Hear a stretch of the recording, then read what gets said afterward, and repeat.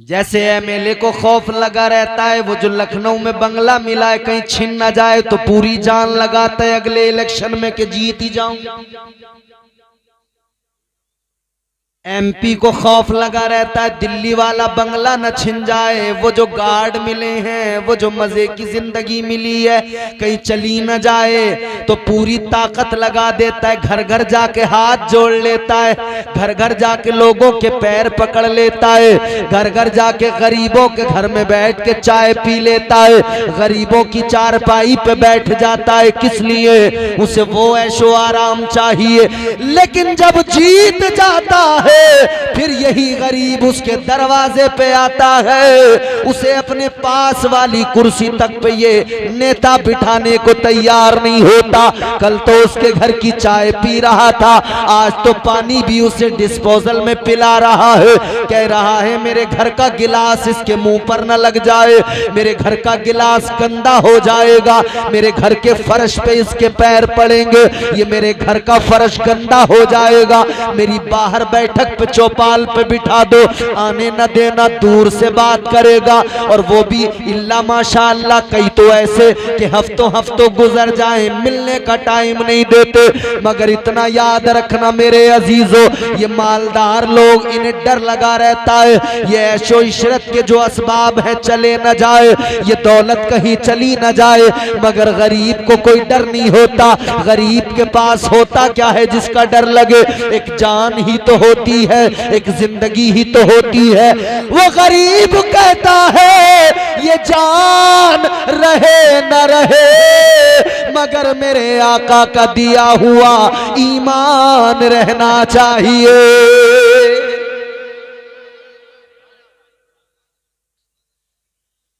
तुम जलसों में देख लो, गरीब मिलेंगे आपको। चंदा गरीब ऐसे देगा कि जितनी हैसियत होगी बगैर कुछ कहे दे देगा, और मालदार पूरी जिरे करेगा। लड़के कमेटी बना ले, चंदा करने चले जाए मालदार साहब के यहाँ किसी के, कि वो सब चंदे के लिए आए, हम जलसा करा रहे हैं। वह बोले क्या करोगे जलसा करा के? हम पैसा बर्बाद करोगे? क्या हो रहा है जलसे से?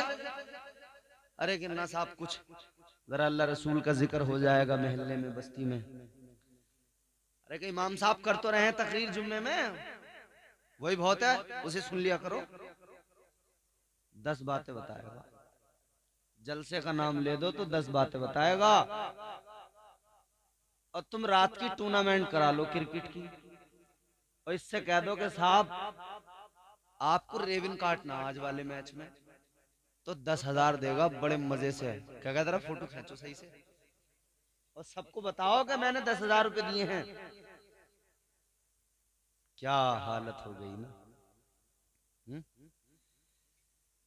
क्या जमाना आ गया, संजीदगी खतरे में है, खुदनुमाई का चलन है, सादगी खतरे में है, सर छुपाती फिर रही है आबरू इस दौर में, या इलाही कर मदद पाकीज़गी खतरे में है। जब से कम ज़र्फ़ों की आमद मैं कदे में हो गई, रो रहे हैं जामो मीना मैं कशी खतरे में है। कहानी एक से शुरू हुई और बात बढ़ती चली गई, लोग कलमा पढ़ते चले गए। अब मक्के वालों ने, काफिरों ने मीटिंगें करना शुरू कर दी, कहने लगे कि भाई इनका मजहब जो है बढ़ने लगा, अब रोको। कैसे? इख्तिदार जिनके पास था उन्होंने मशवरे किए, मीटिंगें की, कहने लगे रोको। तो बोले इन्हें मारो पीटो जुल्म करो, तो नतीजा क्या? कहने लगे कि ये अपने दीन से फिर जाएंगे, वापस हमारे दीन में आ जाएंगे। बहुत ध्यान से सुनना ये जुमले मेरे। क्या मंशा थी कि इन्हें जितना जुल्म इन पे करो कर लो, तो बोले इसका नतीजा ये निकलेगा ये अपने दीन से फिर जाएंगे, हमारे दीन में आ जाएंगे। तो वो गरीबों को मारते थे, पीटते थे, कहते थे घर वापसी कर लो। जुमले पे गौर करना। वो कहते थे मार पीट कर, कहते थे वापस आ जाओ अपने दीन में। आज भी हमारे यहाँ कुछ जाहिल लोगों पे जुल्म करते हैं, हमारी कौम को सताते हैं, फिर डरा डरा के कहते हैं घर वापसी कर लो, घर वापसी कर लो।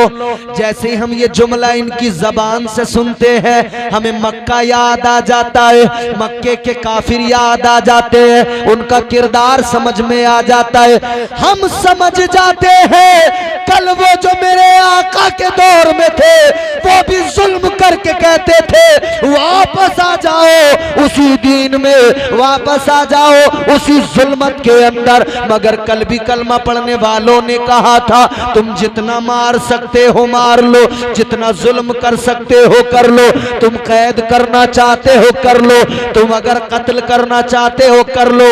मगर इतना याद रखना उन्होंने भी कल ऐलान किया था और आज भी सच्चा मोमिन ऐलान करता है और दुनिया को बताता है, याद रखो ऐ जालिमो जितना जुल्म करना है कर लो, मगर इतना जान लो वो कोई और होगा अपना जो ईमान दे देगा, नबी का चाहने वाला नबी पर जान दे देगा।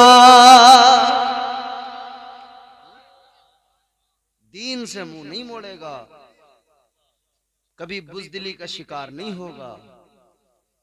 सीधा उठ के बैठो बेटे, ये बच्चे पैर बेटे समेट के बैठो, महफिल का अदब करना सीखो। बेअदबी है ये पैर फैला के बैठ जाओ। ये कोई भैया कव्वालियां थोड़ी हो रही हैं कि पैर फैला के बैठ जाओ, बीड़ियां जला के बीड़ियां पीने लगो। कोई मुशायरा थोड़ी हो रहा। वहां तो स्टेज पे बैठे हुए लोग भी सिगरेट पी के फिर शायरी सुनाते हैं। मगर सुनो, ये नबी के जिक्र की महफिल है। नबी का जिक्र करने के लिए इंसान की जबान भी पाक होनी चाहिए, उसका दिल भी पाक होना चाहिए। तो देखो हर दौर में कोशिश की जाती है डराने की। डराया गया, खूब डराया गया और डरा डरा के धमका धमका के कहते थे कि वापस पलट आओ, इस दीन से मुंह मोड़ लो। मगर न कल नबी के गुलाम पीछे हटे थे, न आज मुस्तफा के गुलाम पीछे हटने वाले हैं। मगर एक मैं आपको एक बात बताऊं, एक बड़ी दिलचस्प बात बता रहा हूं मैं आपको। जंगल में खबर फैली, वो खबर ये थी कि भाई इंसान ने लोहा दरियाफ्त कर लिया, यानी उसे ये पता लग गया कि जमीन के अंदर लोहा है, लोहे की खदानें हैं। तो खबर ये फैली कि अब इंसान लोहा निकालेगा, फिर लोहे से कुल्हाड़ी बनाएगा, फिर जंगल काटेगा। खबर फैल गई तो जंगल अपनी मस्ती में, उसने कहा हाँ इंसान के बस की बात थोड़ी है कि पूरा जंगल काट दे, कोई फिक्र नहीं। फिर खबर आई कि इंसान ने लोहा तलाश कर लिया और कुल्हाड़ी भी बना ली। जंगल फिर भी बेफिक्र, बोले हाँ क्या हो रहा है, इंसान इतने बड़े बड़े जंगल कैसे काट लेगा। फिर एक दिन खबर आई कि इंसान ने लोहा तलाश कर लिया, उसे पिघलाकर कुल्हाड़ी बना ली और उस कुल्हाड़ी के अंदर लकड़ी का एक जस्ता डाल दिया। अब जंगल रोने लगा। कहा अब क्यों रोया, तू तो हंसता था। तो जुमला सुनो, गौर से सुनो। जंगल रोने लगा, कहने लगा अब तक कोई फिक्र नहीं थी। इंसान ने लोहा तलाश किया, कोई डर नहीं था, उसने कुल्हाड़ी बनाई, कोई डर नहीं था, अब डर है। अब क्यों है डर का, अब वो काटेगा, अब नहीं छोड़ेगा। का इतना डर अब कहां से आया? तो कहने लगा डर इसलिए है कि अब हमारा उनमें जाके शामिल हो गया है, हमारा अपना अब उनके साथ मिल गया है। तो पता लगा डर तब पैदा होता है जब अपना गैर के साथ शामिल हो जाए। अपना ही हमेशा गैर के साथ मिलके नुकसान पहुंचाता है, अपना ही हमेशा गैर के साथ मिलके तकलीफ देता है। आज भी हमें गैरों से डर नहीं, मगर उनसे डर है जो अपने होकर गैरों में मिल गए हैं। यही तो डरा रहे हैं, यही तो डरा रहे हैं। अरे तुम्हें पता ना मौलाना कितना माहौल खराब है, चुपचाप अपनी इमामती कर लो, नमाजी पढ़ा लो। तुम्हें क्या मतलब है गांव की सियासत से? जब तक ये मस्जिद का इमाम गांव की सियासत से मतलब नहीं रखेगा, गांव में हमेशा आग ही लगा रही, आग ही लगी रहेगी नफरत की, कभी आग बुझ नहीं पाएगी। कब से कर रहे हो आप सियासत? कितने साल हो गए? 70-75 साल हो गए ना आपको सियासत करते हुए। 800 साल तुर्काने तैमूरी यहाँ हुकूमत करते रहे, अलग अलग नाम, अलग अलग शक्लें, अलग अलग चेहरे। कभी वो मुगल कहलाए, कभी वो लोधी कहलाए, कभी वो गौरी कहलाए। जी हज़रत। और एक दौर तारीख का ऐसा गुजरा है कि हिंदुस्तान में तुर्काने तैमूरी, अफगानिस्तान में तुर्काने सफवी, और 3 बर्रे आजमों पे जो हुकूमत कर रहे थे वो सल्जोक, एक सल्तनत थी सल्जोकी भी, तुर्काने सल्जोकी भी हुकूमत कर रहे थे, और तुर्काने उस्मानी, इन्होंने 3 बर्रे आजमों पे हुकूमत की। कैसा दौर था समझ रहे हैं? हुकूमतें खत्म हो गई, सियासत आ गई अब गांव में, अब सियासत आ गई मालदारों में। अब इन्होंने सियासत शुरू की, 75-76 साल हो गए। क्या नतीजा निकला? एक गांव में 2 पार्टी कम से कम। और मैं गैरों की बात नहीं कर रहा साहब, अपनी बात कर रहा हूं। हमारे अपने लोगों, कुछ समाजवादी वाले हैं, कुछ बीएसपी वाले हैं। अब वो बीएसपी वाले कभी बीएसपी को कमजोर देखा तो किसी दूसरी में उन्होंने अपना जुगाड़ लगाया। वो बहरहाल कुल मिला के ये है कि वो अगर न्यूट्रल भी हैं, किसी पार्टी में भी नहीं है, तब भी ग्रुप 2 ही बने हुए हैं, पक्ष और विपक्ष। जैसे संसद में होता है वो गांव की प्रधानी में भी है साहब। एक ग्रुप वो है जो गांव की प्रधान की मुवाफिकत में है, एक वो है जो मुखालफत में है। 2 गिरोह हैं, 2 ग्रुप हैं हर गांव में। चलो यहां तक तो समझ में आता है कि साहब एक बंदा अगर इख्तिदार में है तो दूसरे लोग उसकी इस्लाह के लिए होने चाहिए, मगर ये इस्लाह के लिए होने चाहिए, दुश्मनी के लिए नहीं होने चाहिए। तो जब 75 साल में तुम अपनी बैठकों पर सियासत को लेकर गए तो तुमने मुसलमानों में 2 गिरोह बना दिए। और जब तक ये सियासत मस्जिदों में थी, हजरत उमर फारूक आजम खलीफा इस्लाम थे, तो जानते हो नमाज पढ़ाते थे मदीना शरीफ में, मस्जिद नबवी शरीफ में मुसल्ले पे, और आधी दुनिया हजरत उमर के हुक्म को सुनकर वैसा ही अमल करती थी। तो सियासत कौन सी दमदार थी साहब, ये या वो? अब ये बेचारे इमाम लोग, मुकर्रिर लोग बताते फिर रहे हैं, कोई सुनने वाला नहीं। अच्छा मैं तुम्हें एक मुकर्रिर का नाम बताता हूँ। ए बच्चों, आराम से। एक मुकर्रिर का नाम बता रहा हूँ। तारीख में एक ऐसा मुकर्रिर गुजरा है कि उसकी छोटी सी तकरीर है। कितनी छोटी तकरीर है? इतनी छोटी तकरीर है हजरत कि अगर आप कलम लेकर अपनी कॉपी में उस तकरीर को लिखने लगो तो 2-3 लाइनों में आप लिख लोगे। इतनी छोटी तकरीर है, मगर उस तकरीर ने काम कितना बड़ा किया था। एक मुकर्रिर, छोटी सी तकरीर सुनो। मुकर्रिर का नाम बता दूं पहले मैं। मुकर्रिर का नाम है हजरत तारिक बिन जियाद। बहुत बड़ा नाम है ये। और तकरीर सुन लो, बड़ी छोटी सी तकरीर। जब कश्तियों में सवार होकर उंदुलुस के साहिल पर ये उतरे, कश्तियों को आग लगा दी गई, कश्तियों को जला दिया गया। अब हजरत तारिक बिन जियाद ने एक छोटी सी तकरीर की, और तकरीर क्या थी, फरमाया कि देखो कश्तियां जल गई हैं, आगे से दुश्मन है 1 लाख की तादाद या उससे ज्यादा, और मुकाबले में कितने, 1 लाख के मुकाबले में कितने आए हैं, 7,000।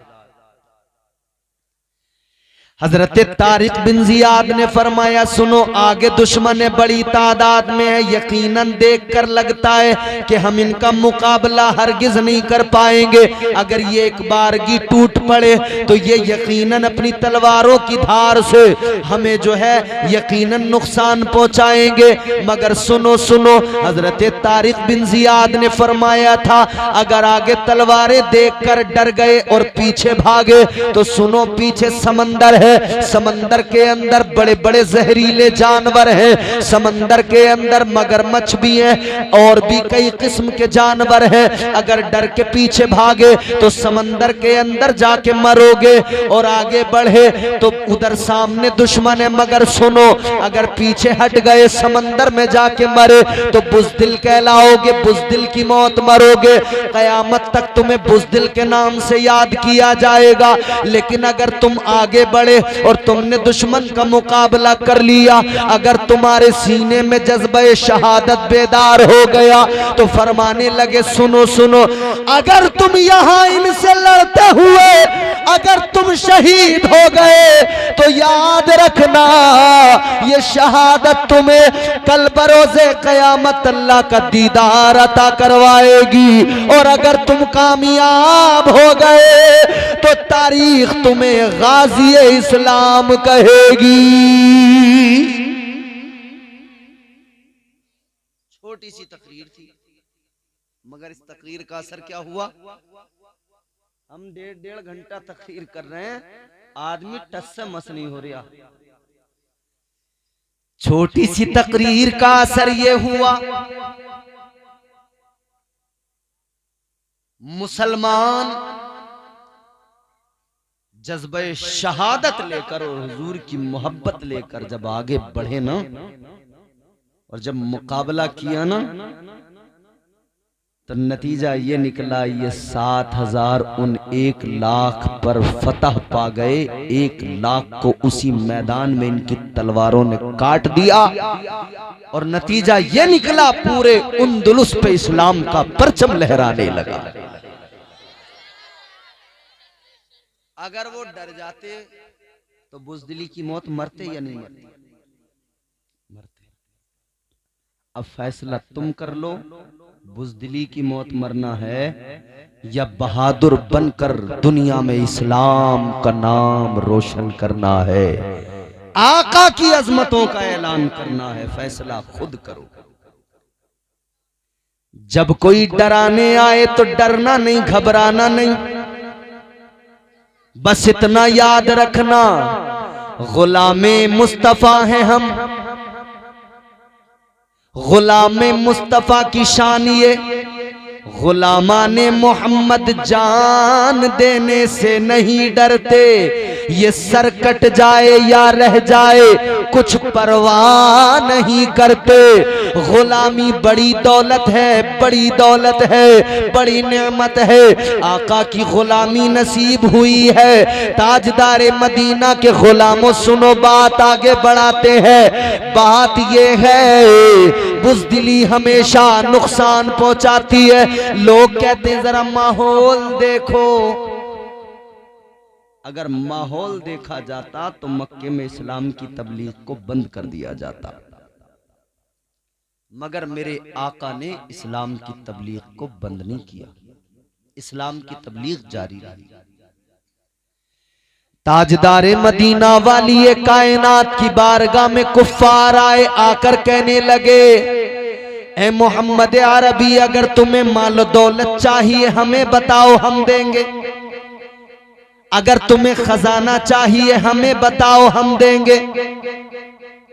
अगर तुम्हें मक्के की किसी खातून से निकाह करना है, कोई पसंद आ गई है, हमें बताओ, हम तुम्हारा निकाह कराएंगे। तुम बताओ तो सही, चाहिए क्या, इख्तिदार चाहिए तो हमसे बताओ। इतना सुना तो तुम्हारे मेरे आका ने क्या फरमाया, ताजदारे मदीना वाली ये कायनात ने ऐलान फरमाया, इमामुल अंबिया ने फरमाया, सुनो मक्के वालों सुनो, गौर से सुन लो, अगर तुम मेरे एक हाथ में चांद सूरज लाकर रख दो और दूसरे हाथ में कायनात के सारे खजाने लाकर रख दो, याद रखना मैं इन सारी चीजों को ठोकर मार दूंगा, मगर इस्लाम की तबलीग से एक भी कदम पीछे नहीं हटाऊंगा।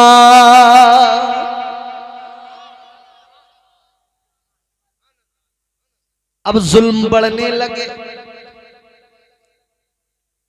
जुल्म बढ़ने लगे। जुल्म बढ़े तो इतने बड़े कि कुरान पढ़ने वाले जब कुरान पढ़ते तो उन पर पाबंदियां लगाई जाती। ताजदारे मदीना जब कुरान सुनाते आका के ऊपर रेत डाल दी जाती। एक मर्तबा आका ने कुरान पढ़ा, एक मौका ऐसा मुस्तफा ने लोगों को कुरान सुनाया, इन्होंने जालिमों ने क्या किया, इन काफिरों ने आका के सर में रेत डाल दी। मुस्तफा जाने रहमत की प्यारी शहजादी हजरत सैयदा तैयबा मखदूमा कायनात हजरत सैयदा फातिमतुज़ ज़हरा, बचपन था आपका, आप अपने नन्हे मुन्ने हाथों से आका के सरे मुबारक से मिट्टी निकालने लगी, आका के सरे मुबारक को साफ करने लगी। अल्लाह अकबर कबीरा, गौर फरमाइए, पाबंदियां तो लगाई जा रही थी मगर आका ने कुरान पढ़ना पढ़ाना नहीं छोड़ा, सहाबा ने कुरान पढ़ना बंद नहीं किया।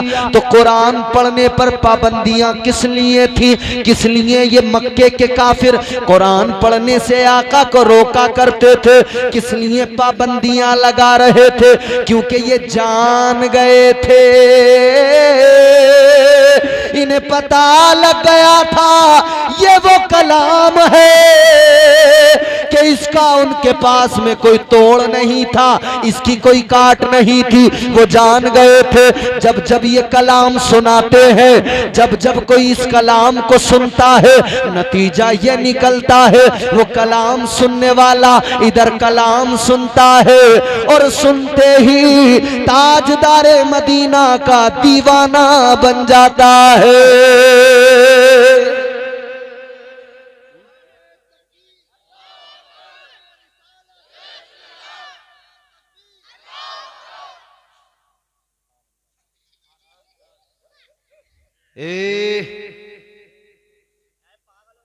खामोश बैठो बेटे, देखो बच्चों की तरबियत पर ध्यान दिया करो। हमारे बच्चे आजकल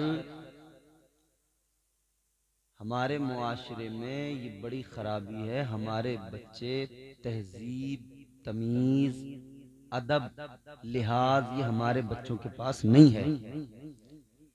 जानते हो क्यों नहीं है? वो इसलिए नहीं है कि इस्लामी तालीम हमारे मुआशरे में फिल वक्त नहीं है।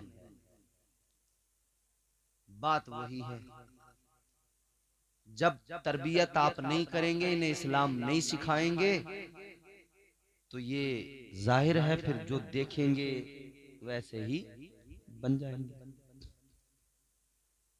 बहरहाल अब गौर फरमाइए। अब दूसरी बात यहां से एक और बिल्कुल गौर से तवज्जो से समझ लो। अब मैंने कहा कि साहब डरना नहीं है, बुज़दिल नहीं बनना है, तो इसका मतलब हरगिज हरगिज ये भी नहीं होता है कि तुम्हें लड़ाइयां करनी है, झगड़े करने हैं।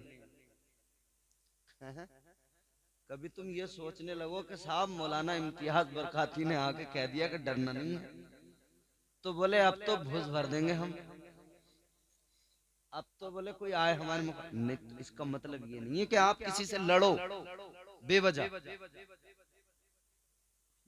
ना डरने का मतलब ये है कि बस आप अपने दिल से कुफ्र बातिल का खौफ निकाल कर अपने रब के हो जाओ।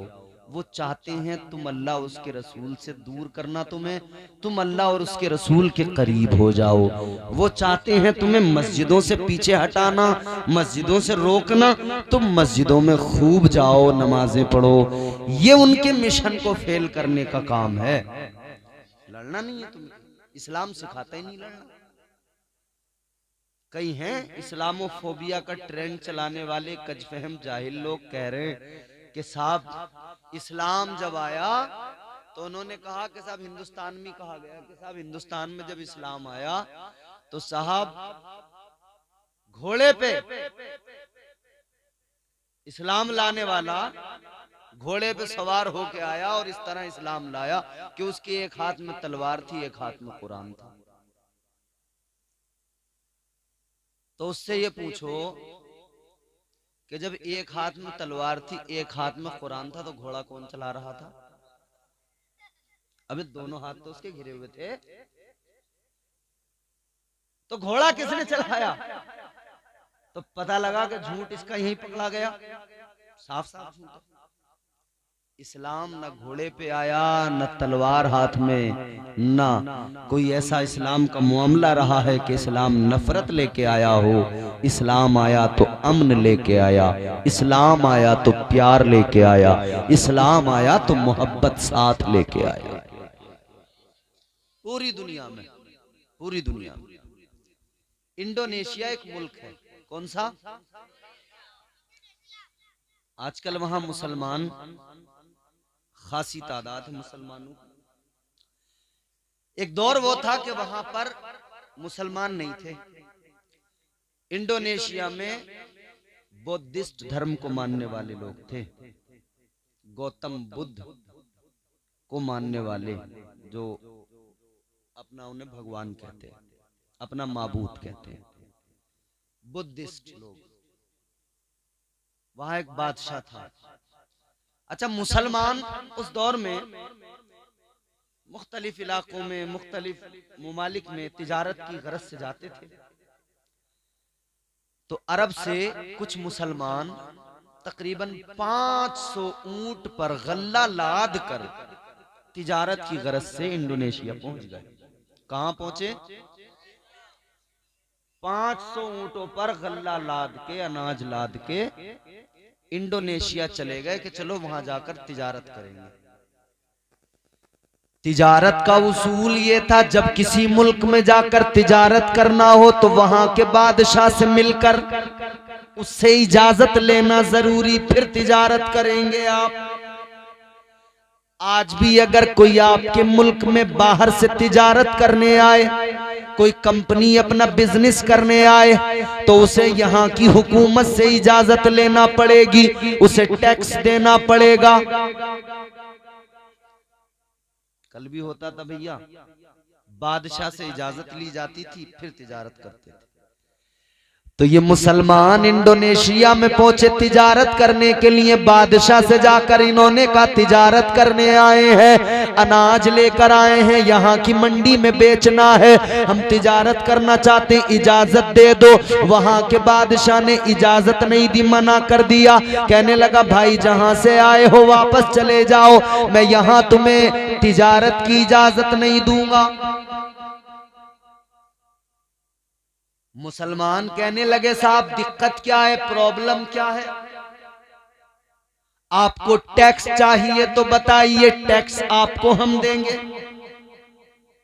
हम दूर से आए हैं तिजारत करने, तो क्यों तिजारत नहीं करने देते? बादशाह कहने लगा सुनो, मुझे तुम्हारी तिजारत से कोई गरज नहीं, मगर मैं इसलिए इजाजत नहीं दे रहा, तुम आए तिजारत करने हो मगर लुट के जाओगे, तुम्हें लूट लिया जाएगा।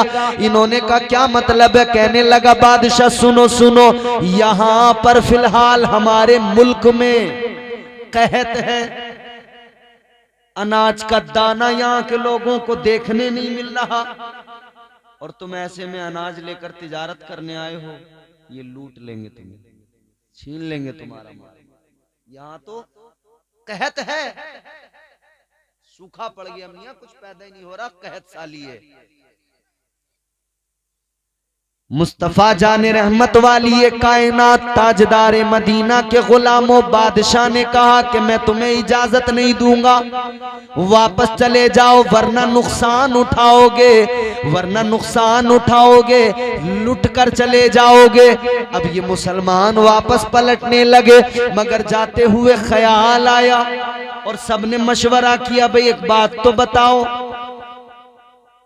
हम आए तो बेशक तिजारत करने थे, मगर यहाँ जो लोग रहते हैं भले मुसलमान नहीं हैं, इंसान तो हैं, इंसान तो हैं। इन्होंने कहा कि भाई इंसान तो हैं, अगर भूखमरी का शिकार हो गए और भूख की वजह से मरने लगे तो बताओ, ये तो बड़ी गलत बात है। इंसान ही तो मरेंगे, भले ही मुसलमान नहीं, इंसान तो हैं।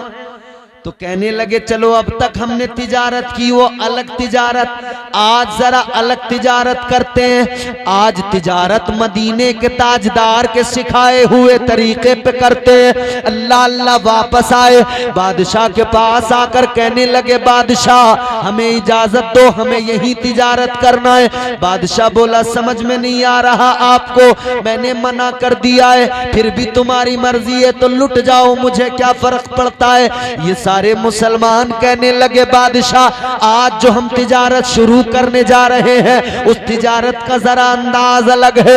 ये लोग कहने लगे, ए बादशाह आज तक तिजारत करते थे माल के बदले माल, ये फायदा चाहिए था। आज जो तिजारत कर रहे हैं माल के बदले माल लेकर फायदा नहीं उठाना, आज तो बहुत बड़े फायदे के लिए तिजारत है, आज की तिजारत बहुत ज्यादा फायदा पहुंचाने वाली है। बादशाह कहने लगा मतलब, इन मुसलमानों ने कहा बादशाह मतलब ये है, ये सारा अनाज, ये सारा गल्ला आज हम आपके लिए, आपके लोगों के लिए, आपके मुल्क के बाशिंदों के लिए फ्री में दे रहे हैं, कोई कीमत तुम्हें नहीं देनी है, सारा रख लो, अपने लोगों को बांट दो, खिलाओ, ये लोग खाएंगे पिएंगे, कम से कम इंसानियत तो बचेगी, कम से कम इंसानियत की मदद तो होगी। इतना सुना तो बादशाह कहने लगा कहां से आए हो, कहा अरब से आए हैं, कहा मुसलमान हो, कहा मुसलमान है। कहने लगा जरा बैठ जाओ। अंदर गया, अंदर से जाकर नहा के आया और आने के बाद में कहने लगा, ए अरब के मुसलमानों पाक होके आया हूं, जिस्म मैंने धो लिया, दिल मेरा अब तुम कलमा पढ़ा के धो दो।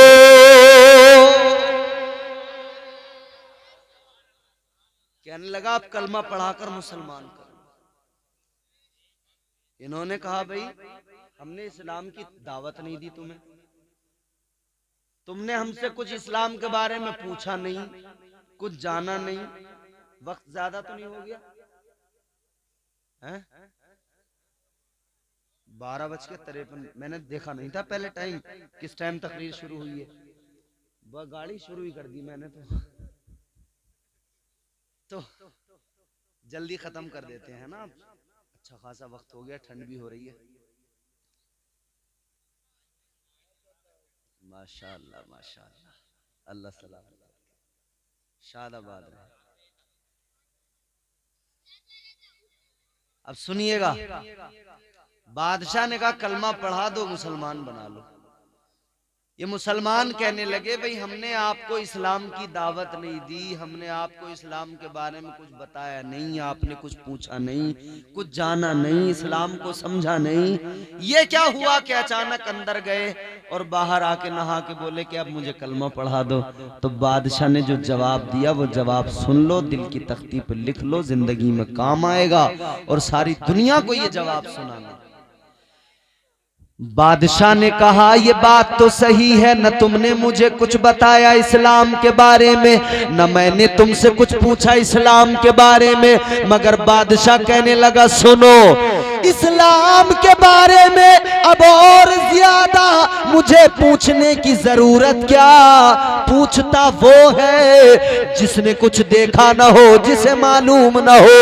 कहता है लोग सुनकर ईमान लाते हैं, मैं देख कर ईमान ला रहा हूं कि जब नबी के गुलामों का किरदार ये है कि गैरों की मदद इस अंदाज में करते हैं, अपना सारा माल दे दिया करते हैं, तो जब नबी के गुलामों की शान ये, उनका अंदाज ये, तो फिर इमामुल अंबिया का अंदाज क्या होगा।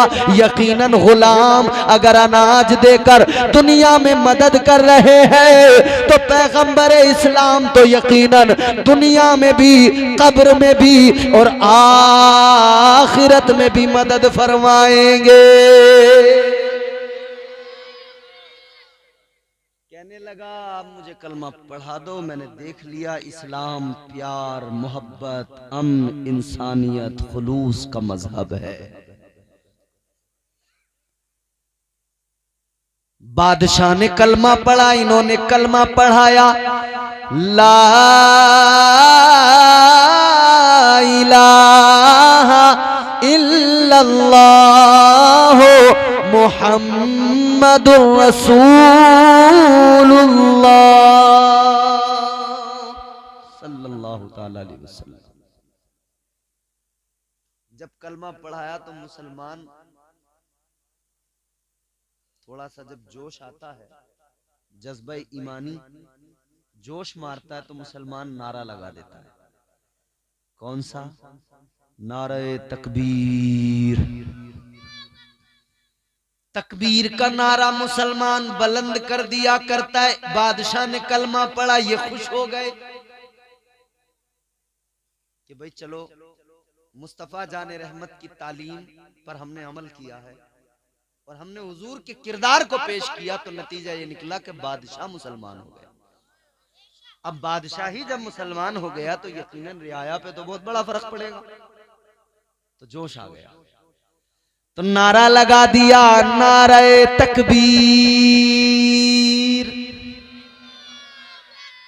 अल्लाह अकबर की सदा जब दरबार में बुलंद हुई, जब ये नारा गूंजा, तो ये नारा मुसलमान मैदान जंग में भी लगाते थे।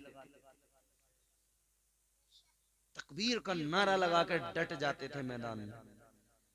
तो इनकी फौज जो बादशाह की बाहर फौज थी, उसने नारे की आवाज सुनी तो वो डर गए। उन्होंने कहा शायद मुसलमानों ने हमला कर दिया, क्योंकि उन्हें तो यही पता था कि ये नारा लगाते हैं मैदान जंग में। फौज के कमांडर ने फौरन चारों तरफ महल के फोर्स लगा दी और एक टुकड़ी अपने साथ लेकर महल के अंदर आया कि देखूं जल्दी जाके कहीं बादशाह को तो नहीं घेर लिया। अंदर पहुंचा, जाके तलवारें हाथ में, और जाते बोला बादशाह घबराना नहीं, अभी कत्ल कर देंगे ना। बादशाह बोला रुक जा। क्यों कत्ल करेगा? कहने लगा इन्होंने हमला जो कर दिया कब का भी तो ये तकबीर के नारे लगा रहे थे। बादशाह बोला सुन ले, इन्होंने तलवारें लेकर हमला नहीं किया है, इन्होंने तो दिल पर प्यार का हमला किया है।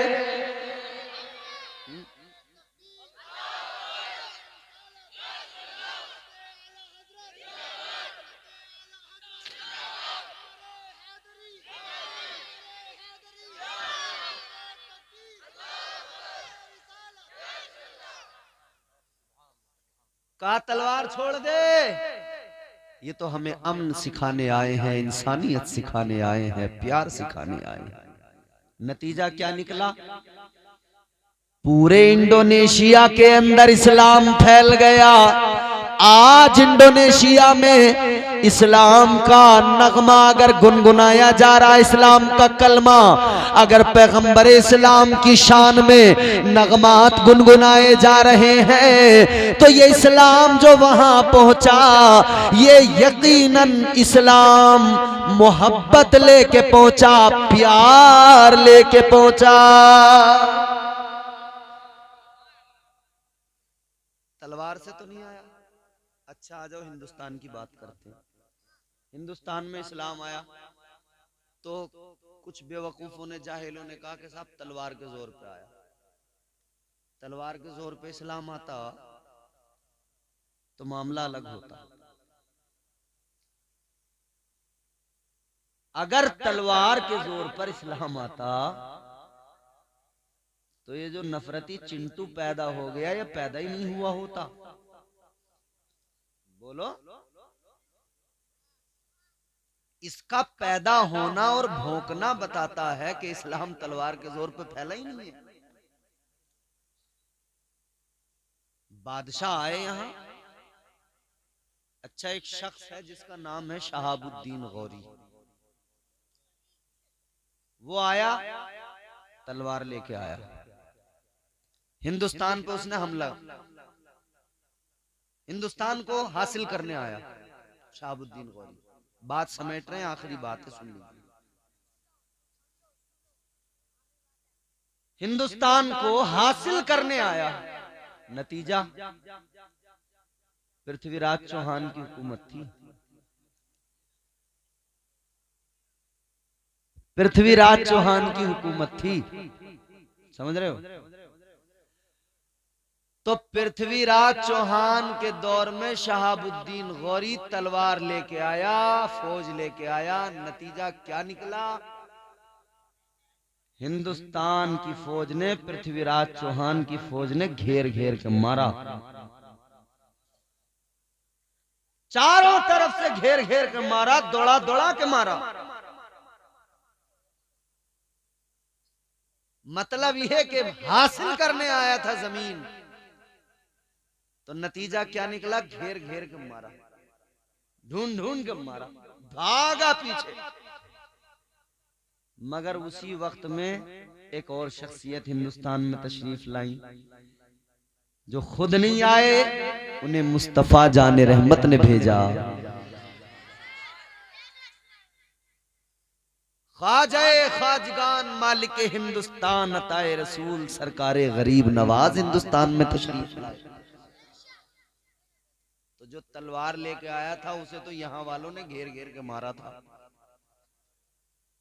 अब ख्वाजा गरीब नवाज आए तो क्या लेके आए? हाथ में तस्बीह लेके आए, जबान पर अल्लाह अल्लाह अल्लाह अल्लाह अल्लाह अल्लाह का जिक्र लेके आए। रास्ते में शहाबुद्दीन गौरी की फौज मिली, रोक के का फकीर कहाँ चले? अल्लाह वाले ने फरमाया हिंदुस्तान। कहने लगे क्यों, क्या मिशन? कहा इस्लाम। का शहजादे मत जाओ। का किस लिए? का भी पिट के आ रहे हैं, हम तलवारें लेकर गए, पिट के आए। तो गरीब नवाज ने फरमाया तुम खुद गए थे तो पिट के आए हो, मैं खुद नहीं जा रहा, मुझे तो मुस्तफा जाने रहमत ने भेजा है। मुझे तो हुजूर ने भेजा है। का अच्छा शहजादे जा रहे हो तो जरा बादशाह से हमारे मिलते जाओ। शहाबुद्दीन गौरी से लेकर गए। गौरी अफगानिस्तान से आया था। उसने कहा मैं अफगानिस्तान से आया, तलवारें हथियार फौज लेके आया, शहजादे टिकने न दिया हिंदुस्तानियों ने मुझे। अब एक बड़ी मजबूत बड़ी पक्की बात बताऊंगा, बड़े पते की। का इन्होंने टिकने नहीं दिया हिंदुस्तानियों ने, मार के दौड़ा के भगा दिया। आप जा रहे हैं, ये आपको टिकने देंगे, रुकने देंगे? सरकारे गरीब नवाज ने फरमाया सुनो, तुम तलवार पे भरोसा करके आए थे, मैं परवरदिगार पे भरोसा करके आया हूं। नतीजा तलवारें हार गईं, प्यार जीत गया। गरीब नवाज सरकार ने कोई तलवार नहीं उठाई, कोई हथियार तो नहीं उठाया, 90 लाख लोगों को कलमा पढ़ाकर मुसलमान बना दिया। कितने? अब मैं आपको एक बात बताने जा रहा हूं, गौर से सुन लेना मेरी बात। 90 लाख लोग जो कलमा जिन्होंने पढ़ा वो कहां के थे? कहां के थे बोलो? हिंदुस्तानी थे ना, हिंदुस्तान के थे। हमारे यहाँ कुछ लोगों को ये बात कहने में बड़ा मजा आता है और वो फख्र महसूस करते हैं कि हम बाहर से आए थे। कहां से आया था भाई? बोले मैं वहां से, हमारा जो सब कौम है हमारी वहां से आई थी। तो वो जो 90 लाख थे जिन्होंने कलमा पढ़ा था, उनकी औलादें कहां गई? तू भी बाहर से आया। अंसारी बोले हम मदीने से आए, तुर्क बोला मैं तुर्किस्तान से आया, पठान बोला मैं अफगानिस्तान से आया। तो फिर तुम तो सब बाहर वाले हो। तो वो जो 90 लाख को ख्वाजा गरीब नवाज ने कलमा पढ़ाया था वो कहां गए? उनकी औलादें कहां गई? भाई जब हिंदुस्तान पाकिस्तान का बंटवारा हुआ 3 करोड़ मुसलमान थे। कुछ थोड़े बहुत ऊपर नीचे भी हो सकते हैं साहब। कितने थे? आज कितने हैं? 30 करोड़। जब 3 करोड़ से 75-76 साल में 30 करोड़ बन सकते हैं, तो 90 लाख से 800 साल में कितने बनेंगे? कितने बनेंगे? अरे भाई उन 90 लाख की औलादें हैं जो पूरे मुल्क में फैली हुई है। हम बाहर से आए हुए लोग नहीं, हम हिंदुस्तान के लोग हैं, इसी जमीन पे पैदा हुए हैं, यही हमने जन्म लिया है, यही मर के दफन होते हैं, इसी जमीन में दफन होना है, इसी जमीन पर अपनी पेशानी झुकाकर सजदे करते हैं और हम नबी का फरमान जो है उस पर अमल करते हैं। हम जिस मुल्क में हैं, जिस मुल्क का हिस्सा है, उस मुल्क से मोहब्बत करते हैं, अपने वतन से प्यार करते हैं। दुनिया वालों, हमें बाहर का हरगिज ना समझना, बाहर का हरगिज ना कहना। हम हिंदुस्तानी थे, हिंदुस्तानी हैं, हिंदुस्तानी मुसलमान ही हमेशा रहेंगे। मगर न जाने क्यों लोगों को मजा आ रहा, हम तो वहां से आए थे तुर्किस्तान से। अच्छा, मैं अगर देखो बुरा मत मानना मेरी बात का, ये उलमा बैठे हैं, सच्चाई पेश करूंगा। अंसारी बोले हम मदीना शरीफ से आए हैं। अंसारी यकीनन जो मदीने के लोग थे उन्हें अंसारी कहा जाता था। अंसारी कहा जाता था उन्हें। आप कहोगे कि साहब कोई एक अंसारी आए, साहबी रसूल कोई आए होंगे तबलीग के लिए, दीन फैलाने के लिए, तो उनकी औलादें इतनी हो गई। ठीक है, चलो हमने माना कि कोई सहाबी अरब से आए हों, वो यहाँ आकर दीन की तबलीग की, उन्होंने वो यहीं आबाद हो गए। आए भी हैं, दुनिया में फैले हुजूर के गुलाम, इस्लाम को फैलाया। ठीक है, उनकी औलादें। लेकिन हर मुल्क का कानून ये है कि जब कोई मुसलसल उस मुल्क में बरसों से रहता हो तो वो वहां का बाशिंदा कहलाता है। भाई आपके गांव में गुरेर में हरियाणा का कोई आदमी आ जाए, ये हरियाणा इनका माइक वालों का गांव, और वो आके यहाँ रहने लगे 1 साल 2 साल 3 साल 4 साल 5 साल 10 साल तक तुम कहोगे हरियाणा वाले, हरियाणा वाले। 20 साल तक कह लोगे ज्यादा से ज्यादा। उसकी अगली नस्ल पे खत्म हरियाणा वाले, फिर होगा गुरेर वाले हैं। उसके अगली नस्ल पे फिर बिल्कुल खत्म, फिर पक्के गुरेर वाले। उसके अगली नस्ल पे उनसे पक्का गुरेर वाला कोई है ही नहीं, वो ही सबसे पक्के गुरेर वाले। ये होता ना। तो तुम्हारी खुदा के बंदो कई नस्लें गुजर गई, तुम कह रहे हो हम बाहर के। क्यों कह रहे हो भाई? तुम्हें कौन सा मजा आ रहा है कहने में हम बाहर के? अबे भैया यहीं के हो। अच्छा, माजरत के साथ हमारे यहाँ तुर्काने तैमूरी हैं अक्सर। अक्सर क्या, तकरीबन सभी तुर्काने तैमूरी हैं, क्योंकि अफगानिस्तान के तुर्क यहाँ पर आए। अच्छा, अफगानिस्तान से तुर्क यहाँ पर आए। अब हम कहेंगे साहब हम बाहर से आए, हम तो तुर्क हैं, अफगानिस्तान से आए हम, तो अफगानिस्तान का 7 समंदर पार है कहीं? अरे भाई एक बात बताओ, पढ़े लिखे लोग जानते हैं अफगानिस्तान मुगलों के दौरे हुकूमत में या उससे भी पीछे जाओगे तो हिंदुस्तान में तो था। ये बाद में तो अलग बना अफगानिस्तान। ये बांग्लादेश में तो था, बाद में तो हुआ बांग्लादेश। ये पाकिस्तान हिंदुस्तानी तो था, बाद में तो हुआ पाकिस्तान। ये श्रीलंका हिंदुस्तानी तो था, बाद में तो हुआ श्रीलंका। ये भूटान हिंदुस्तानी तो था, बाद में तो हुआ भूटान। ये म्यांमार हिंदुस्तानी तो था, बाद में तो अलग टुकड़ा बना। ये नेपाल हिंदुस्तानी तो था, बाद में तो नेपाल अलग मुल्क बना। तो पहले सभी तो हिंदुस्तान था। तो अफगानिस्तान से कोई अगर यहाँ दिल्ली आ गया तो वो कोई दूसरे मुल्क से थोड़ी आया था, हिंदुस्तानी था, हिंदुस्तान में था और हिंदुस्तान में है। तो कहीं बाहर से थोड़ी आ गए।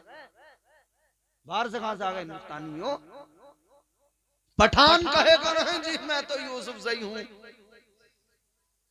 मैं तो वहां से कहां से आया भाई? अफगानिस्तान से। तो अफगानिस्तान तो हिंदुस्तानी था, तो तुम हिंदुस्तानी हो। हम हिंदुस्तानी हैं अल्हम्दुलिल्लाह, और हम हिंदुस्तानी मुसलमान हैं। हमें फख्र है कि हम हिंदुस्तानियों के लिए, हमारी हिदायत के लिए, हमें सच्चा पक्का नबी का आशिक बनाने के लिए मुस्तफ़ा जाने रहमत ने मदीने में फिक्र फरमाई हमारी, और हुजूर ने मदीने से इंतखाब करके सरकार गरीब नवाज को भारत भेज दिया। ये आका को हमसे प्यार था कि हुजूर ने वहां से यहां हिंदुस्तान में गरीब नवाज सरकार को भेज दिया। हम हिंदुस्तानी हैं अल्हम्दुलिल्लाह, और सच्चे पक्के मुसलमान हैं। बोलो हैं सच्चे पक्के मुसलमान।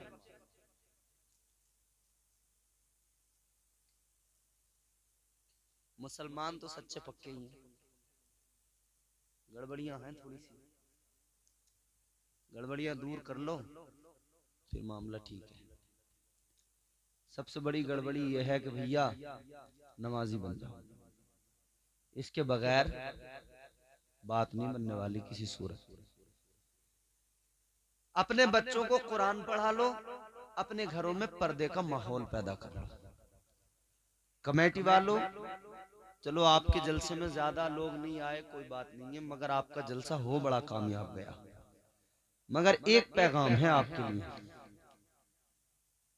जलसे हमारे यहाँ हो रहे हैं, मैं मुल्क भर के जलसों में देख रहा हूँ, खवातीन आती हैं, औरतें आती हैं, और मैं कहता भी हूँ नेक काम में, नेकी हासिल करने, नेकी कमाने के लिए अगर कोई हम, यानी नेकी हासिल करने के लिए भी अगर हम कोई तरीका ऐसा अपनाएं जिसमें हमसे कोई हराम काम होता हो, तो बताओ वो नुकसानदेह है या फायदेमंद है?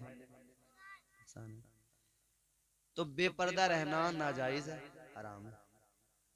और जलसे में नेकियां हासिल करने आया जाता है, तो हमारी औरतें जलसे में जब बेपर्दा आकर बैठ जाएंगी, दुपट्टियां ले लेकर, जारजट की, ठंड में भी हमने देखा जारजट की दुपट्टियां सिर पर रखी और आकर बैठ गई जलसे में। तो तुम नेकी हासिल करने आई हो तो इन दुपट्टियों में मत आओ, बुर्के पहन के बाकायदा सलीके से पर्दे के साथ आया करो। या तो तुम घर बैठ के सुन लिया करो आवाज पहुंचती, और आया करो तो पर्दे के साथ आया करो। ये नहीं कि दुपट्टिया ओढ़ी और चली आई एक कोने पे बैठ गई। और जरा सी कोई बात आए तो ठिट्टे लगा रही है, वहां से हंस रही है, बच्ची क्या कह रहे हैं। तो नेकियां हासिल करने के लिए आप कोई ऐसा काम मत करो कि जिसमें आप गुनाह भी अपने सर पे ढो के लेके जाओ। अल्लाह ताला नेक अमाल की तारीफ का एक मतला हाजिर करता हूँ और एक दो शेर पढ़ूंगा। अगर साहब आवाज कुछ साथ देगी, गला साथ देगा तो दो शेर पढ़ देंगे, वरना एक ही शेर पे बात खत्म कर लेंगे। मोहब्बत से कहिए सुभान अल्लाह। तेरे नाम के सहारे या रसूल अल्लाह,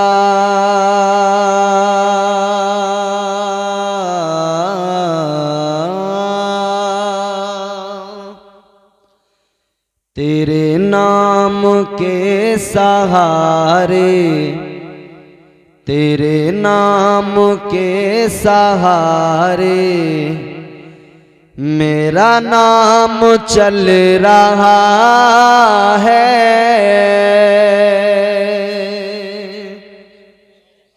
बहुत अच्छा माइक बज रहा है। माइक बजाने वाले सो रहे हैं, जाग रहे हैं? सो रहे हैं? अच्छा अभी गए हैं, चलो।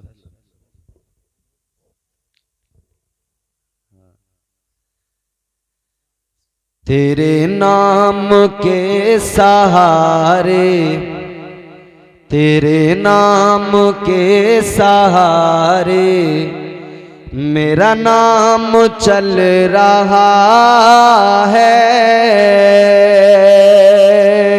तेरे नाम के सहारे मेरा नाम चल रहा है।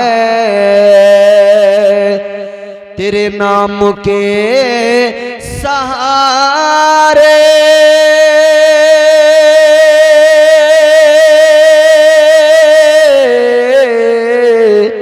तेरे नाम के सहारे मेरा नाम चल रहा है। तेरा नाम ले रहा हूँ आका, तेरा नाम ले रहा हूँ, मेरा काम चल रहा है। तेरा नाम ले रहा हूँ आका, तेरा नाम ले रहा हूँ, मेरा काम चल रहा है। तेरे नाम के सहारे मेरा नाम चल रहा है, चलता है और चलता रहेगा, क्योंकि नाम मेरे आका का बड़ा प्यारा है। तो जिसका नाम चल रहा है वो बोले मेरे साथ में। थोड़ी सी आवाज अगर और बढ़ा दें तो बड़ा अच्छा हो। और अरे भैया मैंने कह दिया, आप परेशान ना हो, बहुत अच्छा माइक है इनका, ऐसी बात नहीं है। बेस थोड़ा सा कम कर दीजिए। शेर सुनाता हूँ आपको, मगर आप पहले मेरे साथ जुड़ जाएं। तेरे नाम के सहारे, तेरे नाम के सहारे मेरा नाम चल रहा है। तेरा नाम ले रहा हूँ, मेरा काम चल रहा है। तेरे नाम के सहारे मेरा नाम। देखना गुफ्तगू महकेगी, सुखन महकेगा, उनका कलमा जो पढ़ेगा वो दहन महकेगा। नाम देखें कितना प्यारा। देखना गुफ्तगू महकेगी, सुखन महकेगा, उनका कलमा जो पढ़ेगा वो दहन महकेगा। सिर्फ एक फूल की पत्ती पे मोहम्मद लिख दो, एक दो फूल नहीं सारा चमन महकेगा। तेरे नाम के सहारे मेरा नाम चल रहा है। तेरा नाम ले रहा हूँ, मेरा काम चल रहा है। अब मैं शेर पेश करता हूं, सुने। मुझे बेड़ियों में रखते ये जमाने वाले, लेकिन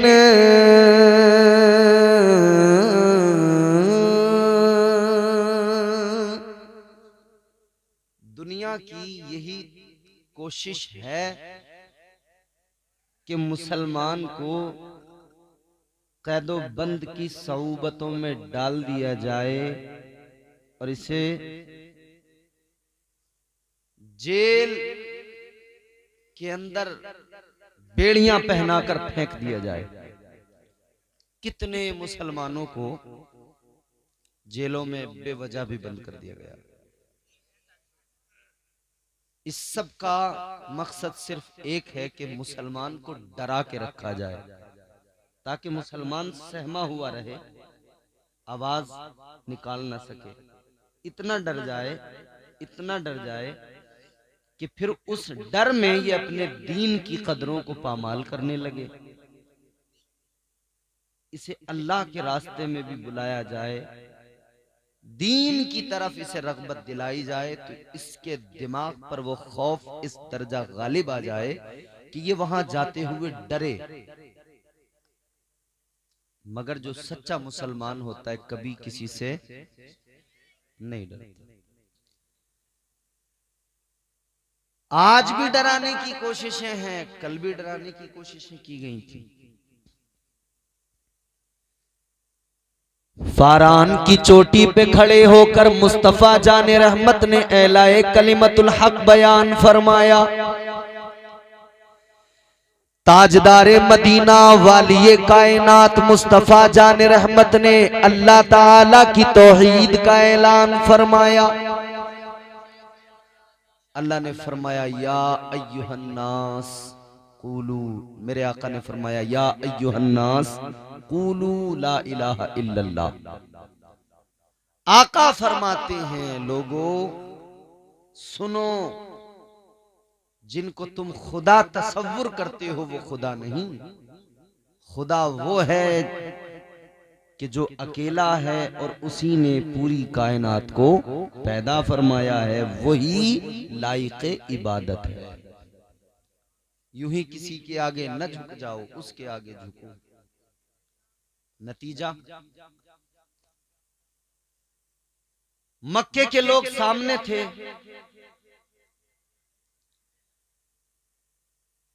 अबू जहल, अबू लहब, अतबा, उतैबा, शेबा सारे सामने खड़े थे, मगर कहने लगे ए मोहम्मद अरबी सल्लल्लाहु अलैहि वसल्लम, कहते हम आपको सच्चा मानते हैं, सादिकुल वादुल अमीन कहते हैं, मगर सुनो आप इसके अलावा जो भी बात कहेंगे हम मान लेंगे, मगर हम इस बात को नहीं मानेंगे।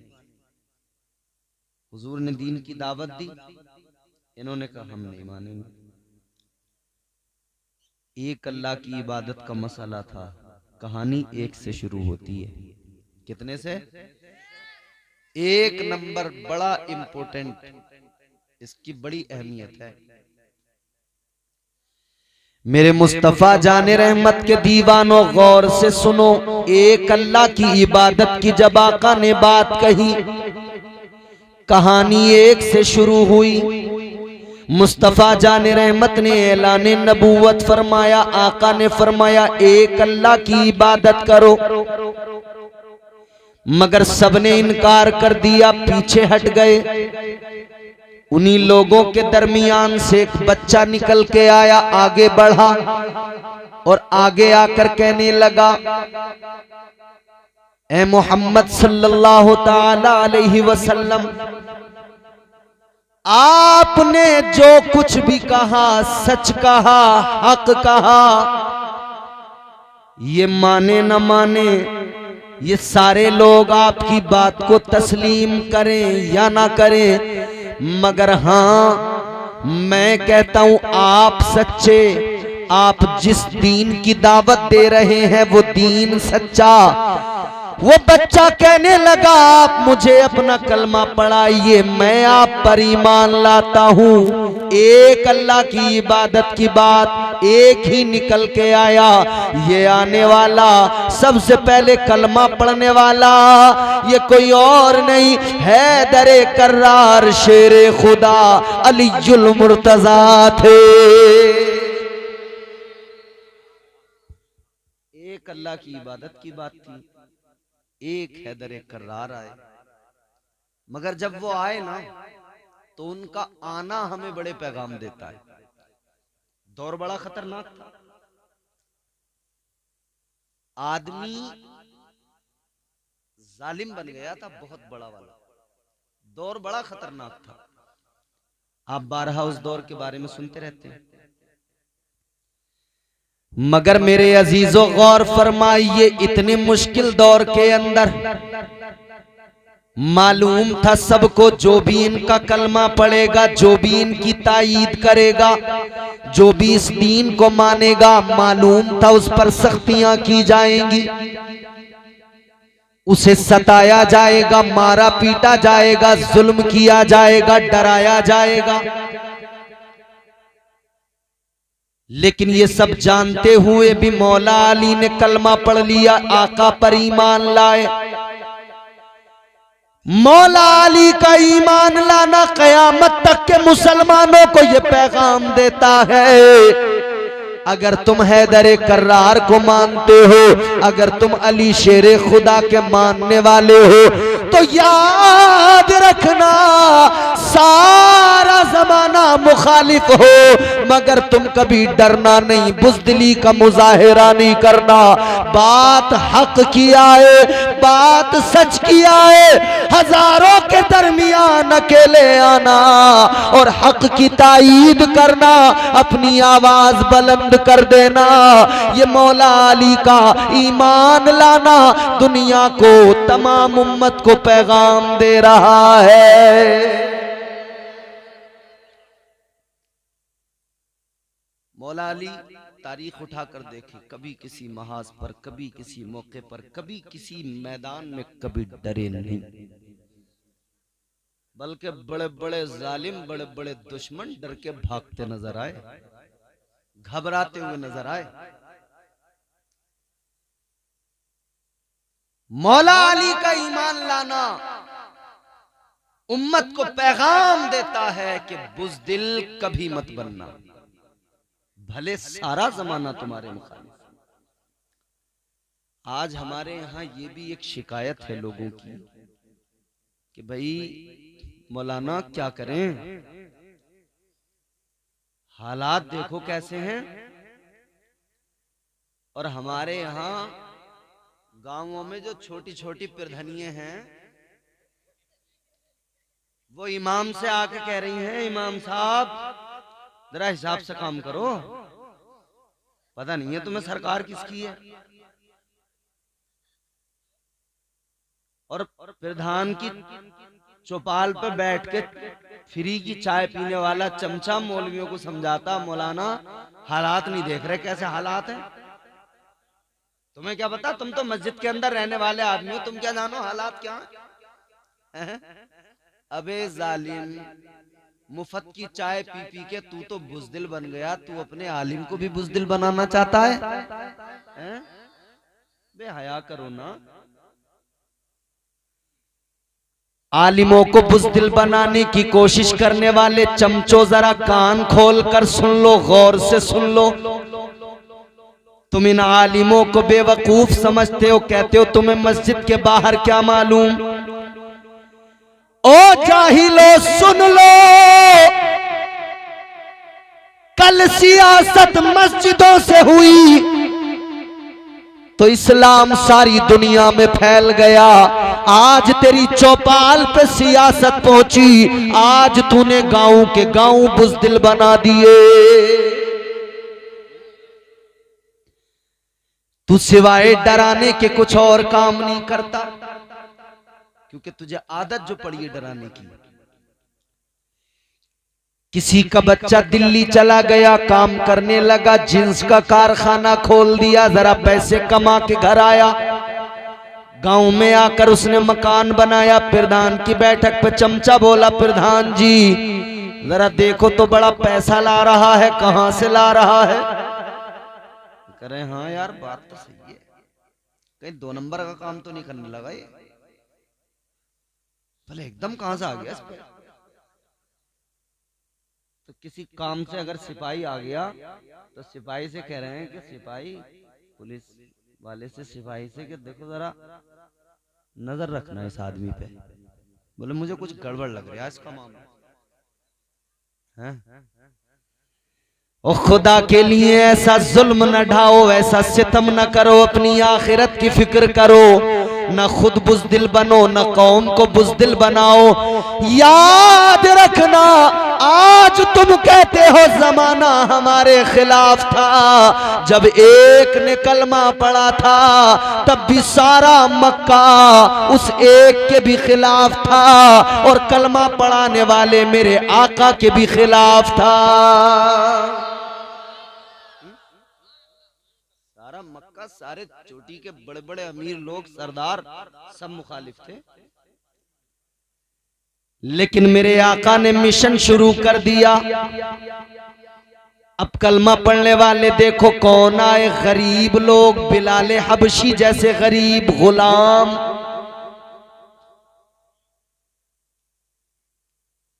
हजरत यासिर जैसे गरीब लोग, हजरत अम्मार जैसे गरीब लोग, हजरत खुबाब जैसे गरीब लोग, वस्साबिकूनल अव्वलून के जुमरे में आते हैं।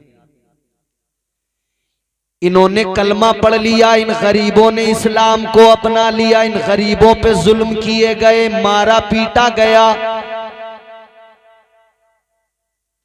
तुम आज कौम को बुज़दिल बनाने पे लगे हो, मगर याद रखना अमीरों, तुम भले ही तुम्हें दौलत का ऐसा मजा पड़ गया ना कि उसके जो ऐशो इशरत के सामान हैं, जो आपके साथ आसाइशें हैं, खौफ लगा रहता कहीं ये न छिन जाए। इस्लाम से मोहब्बत कीजिए, सच्चे पक्के मुसलमान बनिए। अल्लाह ताला हमें हुजूर की सच्ची गुलामी नसीब फरमाए और इस्लाम पर मुकम्मल तौर पर अमल करने की तौफीक अता फरमाए। पढ़ तो हम नात शरीफ रहे थे, वो एक शेर पढ़ा था, वहां से तकरीर शुरू हो गई, वो पूरी तकरीर हो गई, वो नात रह गई वहीं। उसका वो शेर पूरा कर दूं और तकरीर तो मेरी हो गई मुकम्मल। अब जोर से कहो सुभान अल्लाह। तेरे नाम के सहारे मेरा नाम चल रहा है, तेरा नाम ले रहा हूँ आका, तेरा नाम ले रहा हूँ, मेरा काम चल रहा है। मुझे बेड़ियों में रखते ये ज़माने वाले, लेकिन मुझे बेड़ियों में रखते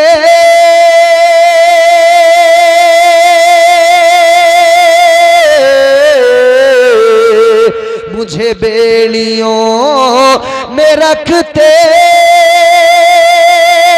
ये ज़माने वाले, लेकिन तेरे जिक्र का है सदका आका, तेरे जिक्र का है सदका, ये गुलाम चल रहा है, तेरे जिक्र का है सदका, ये गुलाम चल रहा है।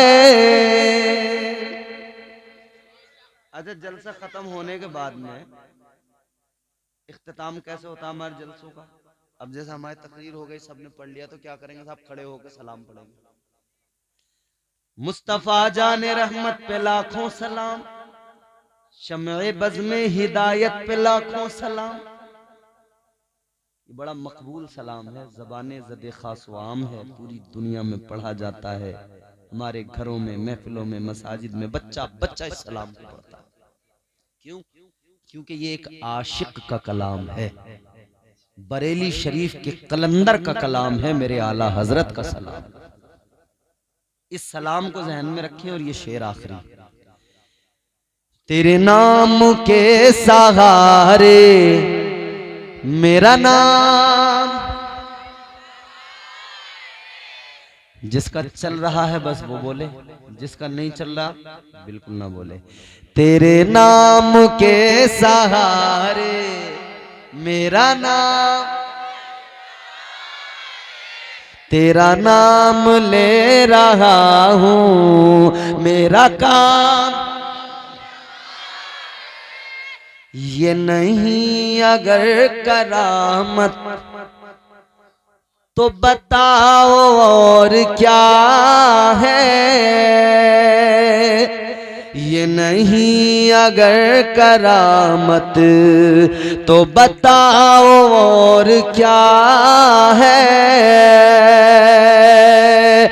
ये नहीं अगर करामत,